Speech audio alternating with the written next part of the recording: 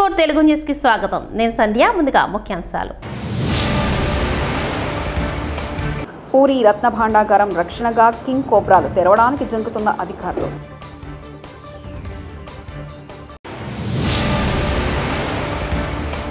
నాకు ప్రాణభిక్ష పెట్టింది వెంకటేశ్వర స్వామి, సీఎం నారా చంద్రబాబు నాయుడు.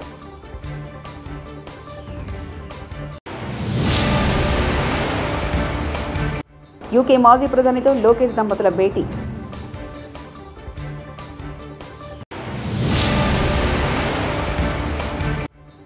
ఆరోగ్యశ్రీ ఇక డాక్టర్ ఎన్టీఆర్ వైద్య సేవా ట్రస్ట్. ఒడిశాలోని పూరి శ్రీక్షేత్ర రత్న భాండాగారం రహస్య గది తెరిచేందుకు అధికారులు సిద్ధమయ్యారు.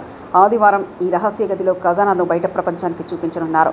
46 ఏళ్ల తర్వాత ఈ గది తెరవబోతుండటంతో అందులో కింగ్ కోబ్రా వంటి విషసర్పాలు ఉండే అవకాశం ఉందని అధికారులు తెరవడానికి జంకుతున్నారు. కేసీఆర్ జీరో అంటూ విమర్శలు గుప్పిస్తున్నారు. బీఆర్ఎస్కు రాజకీయ భవిష్యత్తు లేదంటూ చాలామంది గులాబీ పార్టీ నేతలు ఇతర పార్టీలో చేరుతున్నారు. రాష్ట్రంలో అధికారంలో ఉన్న కాంగ్రెస్ వైపు ఎక్కువ మంది మొగ్గు చూపుతున్నారు. మరోవైపు బీఆర్ఎస్ నుంచి 39 మంది ఎమ్మెల్యేలు గెలవగా కంటోన్మెంట్ ఉప ఎన్నికల్లో ఆ సీటును కాంగ్రెస్ గెలవడంతో బీఆర్ఎస్ ఎమ్మెల్యేల సంఖ్య 38కి చేరింది. ప్రస్తుతం 9 మంది బీఆర్ఎస్ ఎమ్మెల్యేలు కాంగ్రెస్లో చేరడంతో ఆ పార్టీ ఎమ్మెల్యేల సంఖ్య 29కి చేరింది. ఓ పార్టీ నుంచి గెలిచిన ఎమ్మెల్యే మరో పార్టీలో చేరితే పదవికి రాజీనామా చేయాల్సి ఉంటుంది. అదే ఒక పార్టీ నుంచి గెలిచిన ఎమ్మెల్యే 2/3 వంతు వేరే పార్టీలో చేరితే పార్టీ శాసనసభాపక్షం విలీనమైనట్లు పరిగణిస్తారు. దీంతో ఎమ్మెల్యేలపై అనర్హత వేటు వర్తించదు. ఈ ప్లాన్లో భాగంగా మొత్తం 26 మంది బీఆర్ఎస్ ఎమ్మెల్యేలను తమ పార్టీలో చేర్చుకునేందుకు హస్తం ప్లాటి ప్లాన్ రెడీ చేసింది. ఇప్పటికే 9 మందిని చేర్చుకోగా మిగిలిన 17 మందిని మరో 15 రోజుల్లో చేర్చుకునేందుకు ప్రణాళిక సిద్ధం చేసుకుంటుంది. ఈ విషయాన్ని బీఆర్ఎస్ నుంచి కాంగ్రెస్లో చేరిన ఖైరతాబాద్ ఎమ్మెల్యే దానం నాగేందర్ తెలిపారు. బీఆర్ఎస్ మొత్తం ఖాళీ అవుతుందని, 2 నుంచి 3 ఆ పార్టీలో మిగులుతారంటూ దానం సంచలన వ్యాఖ్యలు చేశారు. యూకే మాజీ ప్రధాని టోనీ బ్లెయిర్తో ఏపీ మంత్రి నారా లోకేష్ బ్రాహ్మణి దంపతులు భేటీ అయ్యారు. దీనికి సంబంధించిన విశేషాలను ఎక్స్వేదిగా లోకేష్ పంచుకున్నారు. ఏఐ ప్రాముఖ్యత గురించి అర్థవంతమైన చర్చలు జరిపామని పేర్కొన్నారు. గవర్నమెంట్ కార్యకలాపాలు, విద్య, ఆరోగ్య రంగాల్లో ఏఐను ఉపయోగించుకోవడం తదితర అంశాలపై టోనీ బ్లెయిర్ విలువైన సలహాలు ఇచ్చారని వెల్లడించారు. ఆరోగ్యశ్రీ ట్రస్టుకు గతంలో ఉన్న నందమూరి తారక రామారావు వైద్య సేవ పేరును ప్రభుత్వం పునరుద్ధరించింది. ఈ మేరకు వైద్య ఆరోగ్య శాఖ ప్రత్యేక కార్యదర్శి ఎంటి కృష్ణబాబు ఉత్తర్వులు జారీ చేశారు. గతంలో ఈ పేరును వైసీపీ అధికారంలోకి వచ్చాక డాక్టర్ వైఎస్ఆర్ ఆరోగ్యశ్రీగా మార్చింది. నాకు ప్రాణభిక్ష పెట్టింది వెంకటేశ్వర స్వామి. ప్రతిరోజు నేను వెంకటేశ్వర స్వామికి దండం పెట్టుకుని తెలుగు జాతికి సేవ చేయడానికి, పేదరికం లేకుండా చేయడానికి నాకు శక్తి సామర్థ్యాలు ఇవ్వమని కోరుకుంటా. మనందరి బాధ్యత పేదరికంలో ఉన్న వారికి చేయూత ఇవ్వడం. గోపురం అక్కడంతా కూడా 3 నామాలు కనబడుస్తూనే ఉంటాయి. ఇంట్లో నుంచి పైన ఎక్కి చూస్తే తిరుమలలో ఉండే 3 నామాలు ఇంటి దగ్గర నుంచి చూసే అవకాశం వస్తుంది. నేను నమ్మిన దేవుడు, నమ్ముతున్న దేవుడు, నేను ప్రార్థించే దేవుడు వెంకటేశ్వర స్వామి అని చెప్పి కూడా నేను మీకు తెలియజేస్తున్నా. ప్రతిరోజు ఒక 2 నిమిషాలే నేను ఒకటే కోరుకుంటాను. దండం పెట్టుకొని 1 నిమిషం ప్రార్థన చేసి, ఇప్పుడు ఒకసారి చూస్తే నాకు ప్రాణ భిక్ష పెట్టింది కూడా వెంకటేశ్వర స్వామి. అదొక మిస్టరీ కూడా. 2003లో నా మీద 23 క్లేమోర్ మైన్స్ ని బ్లాస్ట్ చేస్తే సాక్షాత్తు వెంకటేశ్వర స్వామి నాకు ప్రాణభిక్ష పెట్టాడు. ఏదో చెయ్యాలని ఆ రోజు నన్ను కాపాడాడు. అలాంటి వెంకటేశ్వర స్వామిని నేను ప్రార్థించేది, నాకు శక్తి, సామర్థ్యాన్ని, తెలివితేటలు ఇవ్వండి. ప్రపంచంలోనే తెలుగు జాతి నెంబర్ 1 జాతిగా ఉండడానికి ఆశీర్వదించండి. ప్రపంచంలోని ఇండియన్స్ అందరూ కూడా గ్లోబల్ సర్వీసెస్ అంటే ప్రపంచంలో ఉండే ప్రజలకు సేవలు అందించే అవకాశాన్ని కల్పించండి. ఈ దేశంలో పేదరికం లేని సమాజం, అందుకే ఇటీవల నేను మాట్లాడుతున్నా జీరో పావర్టీ. మనందరి బాధ్యత. సమాజం మనకి ఇవన్నీ ఇచ్చింది.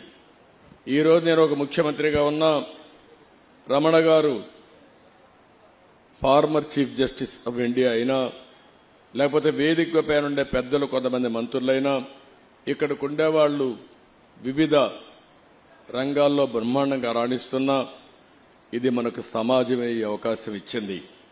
అలాంటి సమాజంలో పేదరికాన్ని, అందుకే నేను ఒక స్లోగన్ తీసుకున్నా, zero poverty nation, zero poverty state, zero poverty village మనందరి బాధ్యత కావాలి.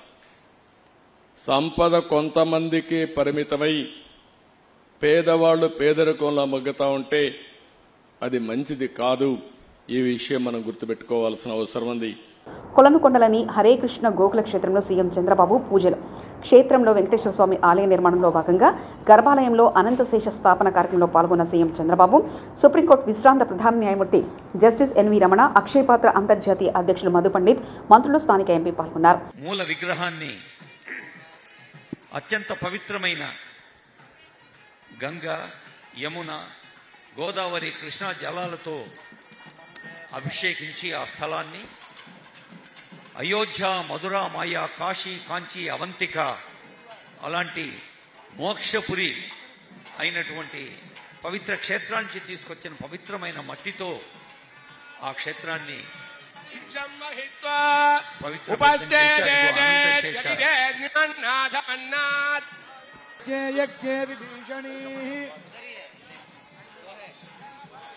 జలశయనీ శ్రియం ధారాజా సచ్చందో పరిమేదిని స్వపరి దత్తంగాయ పత్నీం మహీం దేవీం మాధవీం మాధవప్రియా లక్ష్మీం ప్రియసఖీం దేవీం నమామి అచ్యుత వల్లభాం ధరాయై విద్మహే సర్వసిద్ధై చ ధీమహి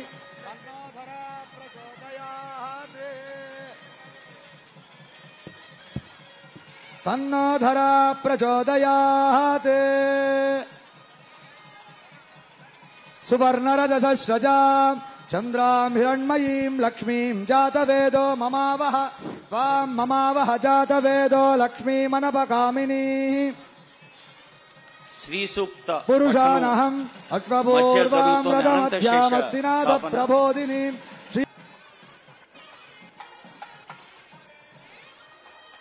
ఇంద్రైరేవ ధ్రువదృష్టాని సంచరన్నే ఇంద్రయేణ ధ్రువం ధ్రువేణ అవిషాః తత్పై దేవా అవిష్ఠువన్ అయం చ బ్రహ్మణస్పతిః.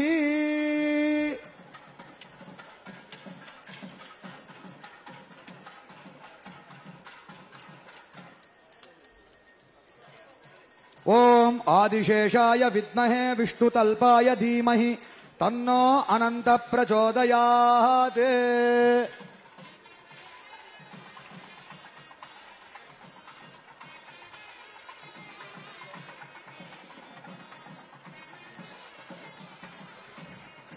ఓం ఆదిశేషాయ విద్మహే విష్ణుతల్పాయ ధీమహి తన్నో అనంత ప్రచోదయాత్.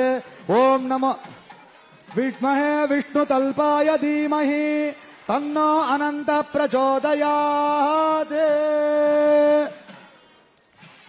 మంత్రహీనం క్రియాహీనం భక్తిహీనముదాసన యద్విదంతు మయా దేవ పరిపూర్ణం తదస్తు తే. తవ కర్మాత్మకాని వై తేషామశేషానాం కృష్ణా స్మరణం పరం.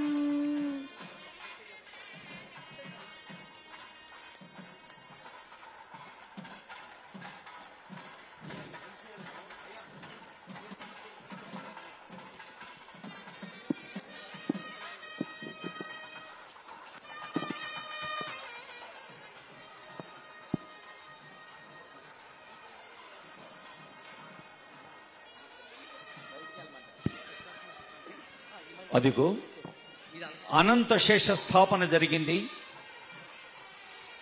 స్వర్ణకాంతులతో ఆశీస్సులందిస్తున్న అనంత శేషుడు, రజత కాంతులతో వెలుగులు పంచుతున్న అనంత శేషుణ్ణి ఈ భవ్యంగా నిర్మితం కానున్న ఆలయానికి ఒక పవిత్ర భూమికగా అనంత శేషుణ్ణి స్థాపించి వేదికపైకి వేంచేస్తున్నారు గౌరవనీయులైన ముఖ్యమంత్రి వర్యులు.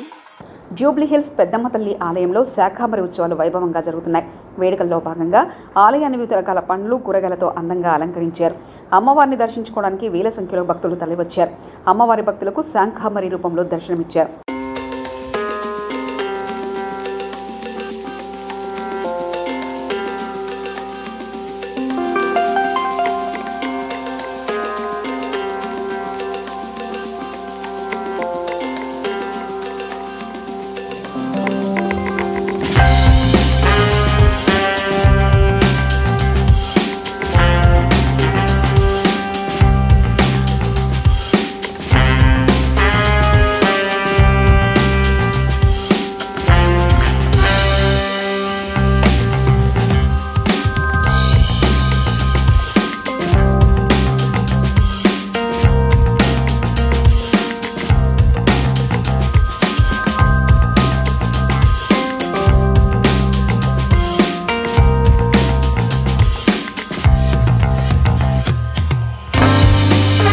విజయవాడ కమిషనర్గా బాధ్యతలు స్వీకరించడం పూర్వజన్మ సుకృతం. కమిషనర్గా నా బాధ్యత సక్రమంగా నెరవేరుస్తా.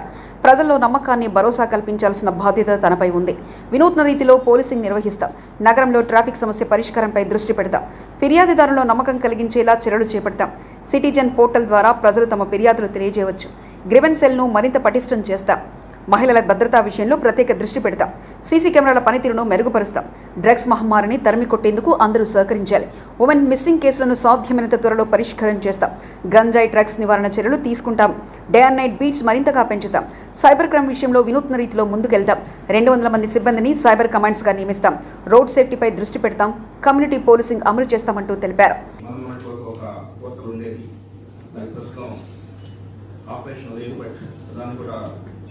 రాష్ట్ర ప్రభుత్వం పోలీస్ శాఖ త్వరలో పునరుద్ధరించే ఛాన్స్ ఉంది. సో దాని ద్వారా అయితేనేమి లేదంటే సిటిజన్ పోర్టల్ citizen.appolice.gov.in అనే పోర్టల్ ద్వారా ప్రజలు తమ ఫిర్యాదుని చెప్పచ్చు. అదేవిధంగా ఏదైనా సైబర్ క్రైమ్ జరిగినప్పుడు 1930 ద్వారా వారు తమ సమస్యని పోలీస్ శాఖ తెలియజేయచ్చు. అయితే వీటన్నిటిలో కూడా కొంత నిర్లిప్తత, కొంత రెస్పాన్స్ సరిగా లేదు అన్న సందర్భాలు కూడా కొన్ని ఉంటుంటాయి. సో వాటన్నిటిని పరిష్కరించుకొని ముందుకు వెళ్ళాల్సిన అవసరం ఉంది. ఎందుకంటే ఈరోజు మీరు చూస్తే పోలీస్ శాఖకు తమ వాదన చెప్పుకోవడానికి ఎన్నో పరిష్కార మార్గాలు ఉన్నా కూడా ఇంకా ఈ గ్రీవెన్స్ రిడ్రెసల్ మెకానిజం ఏదైతే ఉందో దీన్ని ఇంకా మెరుగ్గా చేయాల్సిన అవసరం ఉంది.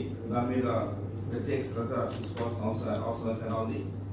సో దాని మీద కొంత ఫోకస్ పెట్టాలని చెప్పేసి నేను తెలియజేస్తున్నాను. అదేవిధంగా women safety is another subject. So దాంట్లో ఒక నిర్దిష్ట ప్రణాళిక తయారు చేసుకుని ముందుకు వెళ్ళాల్సిన అవసరం ఉంది. సీరియస్ క్రైమ్స్లో త్వరితగతిన ఇన్వెస్టిగేషన్ చేయాల్సిన అవసరం ఎంతైనా ఉంది. సో దానికి చాలా టూల్స్, మనకి టెక్నాలజికల్ టూల్స్ చాలా ఉన్నాయి. సో ఇన్వెస్టిగేషన్ సూపర్వైజ్ చేయడానికి ఇన్వెస్టిగేషన్ ట్రాకర్స్ అని ఒక సీసీ కెమెరాస్లో ఒక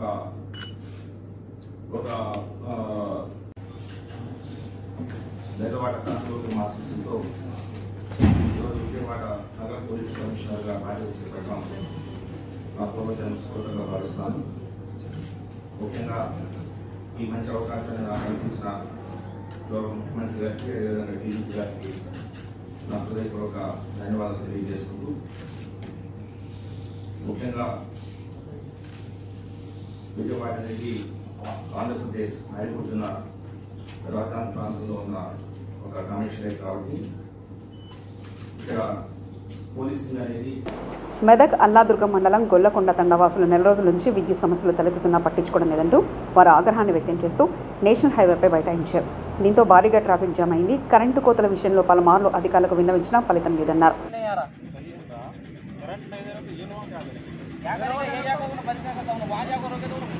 కాంగ్రెస్ పార్టీలో చేరిన మరో బీఆర్ఎస్ ఎమ్మెల్యే సీఎం రేవంత్ సమక్షంలో కాంగ్రెస్ పార్టీలో చేరిన షేలింగపల్లి బీఆర్ఎస్ ఎమ్మెల్యే అరకపొడి గాంధీ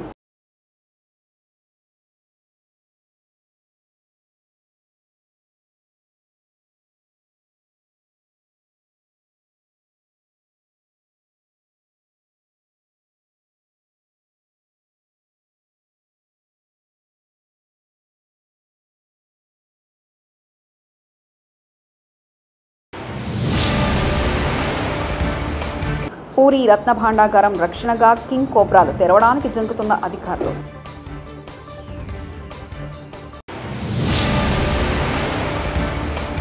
నాకు ప్రాణభిక్ష పెట్టింది వెంకటేశ్వర స్వామి, సీఎం నారా చంద్రబాబు నాయుడు.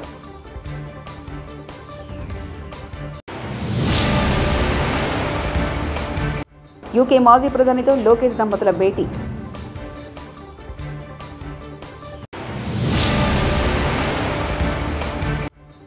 ఆరోగ్యశ్రీ ఇక డాక్టర్ ఎన్టీఆర్ వైద్య సేవా ట్రస్ట్.